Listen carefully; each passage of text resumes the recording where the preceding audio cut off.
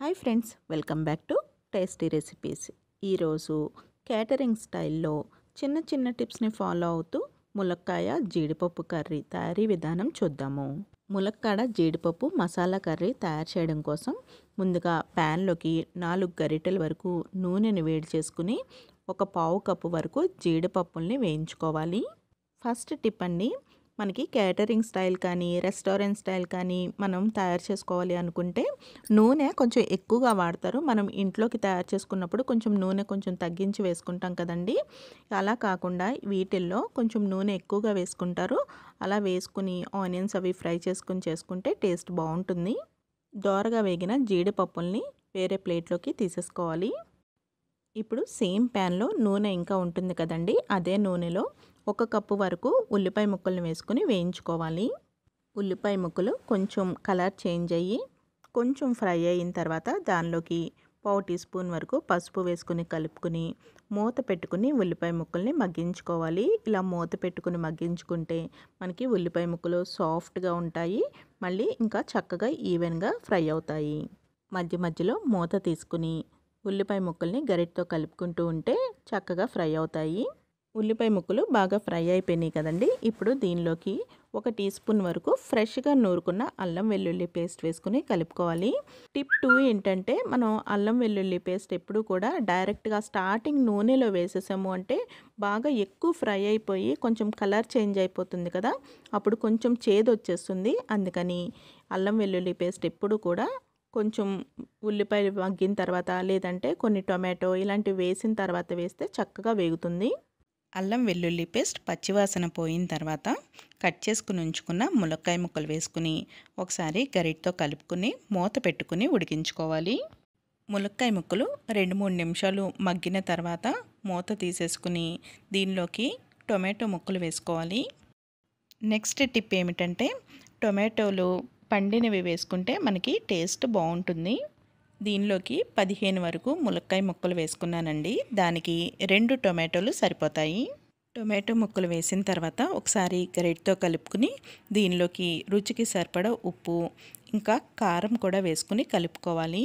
ఉప్పు నేను 1 tea spoon వరకు ఉప్పు వేస్తున్నాను. ఇంకా కారం కూడా 1 టీ స్పూన్ వరకు వేస్తే సరిపోతుంది.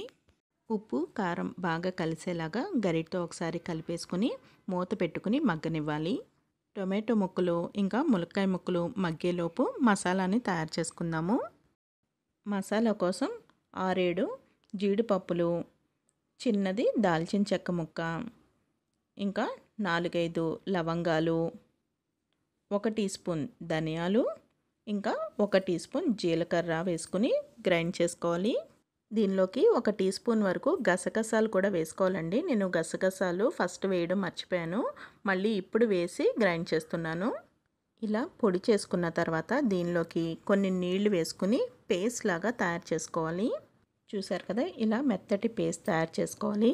మనం వేసుకునేటప్పుడు అంటే కూరలో వేసుకునేటప్పుడు దీనిలో కొంచెం నీళ్లు వేసుకుని వేసుకోవచ్చు. మసాలా పేస్ట్ రెడీ అయిపోయింది కదండి. ఇప్పుడు ములక్కాయ ముక్కలు కూడా ఉడికిపోయి ఉంటాయి, చూసుకుందాము. టొమాటోలు మగ్గిపోయినాయి, ఇంకా ములక్కాయ ముక్కలు కూడా బాగా మగ్గిపోయినాయి. ఇప్పుడు దీనిలోకి తయారు చేసుకుని ఉంచుకున్న మసాలా ముద్దని వేసేసుకుందాము. ఇంకా ఈ మిక్సీ జార్లోకి ఇంకా మసాలా ఉండిపోతుంది కదా, దాంట్లోకి కొన్ని నీళ్లు వేసుకుని కలుపుకొని ఈ కూరలోకి వేసేసుకుని ఉడికించుకోవాలి. ఈ మసాలా వేసిన తర్వాత స్టవ్ని మీడియం ఫ్లేమ్కి అడ్జస్ట్ చేసుకుని కూరని ఒక 2-3 నిమిషాలు ఉడికే విధంగా చూసుకోవాలి.